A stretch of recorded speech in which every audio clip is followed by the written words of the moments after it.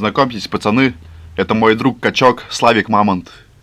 Он помог мне донести 200 килограмм лута до границы локации. Но на другую локацию он уйти со мной не хочет, поэтому придется поизгаляться. На границах между локациями есть такие места, где достаточно покрутить рожей, и сработает триггер перехода между локациями. И вот мне сейчас нужно как раз такое место. Тут никуда не обойтись без случайных задеваний триггера, поэтому попыток уйдет несколько. Но в любом случае надо встать на нужную точку, аккуратно все забрать у него, начать крутить рожи, понять, что точка не та, потрогать тело и все-таки перейти на другую локацию.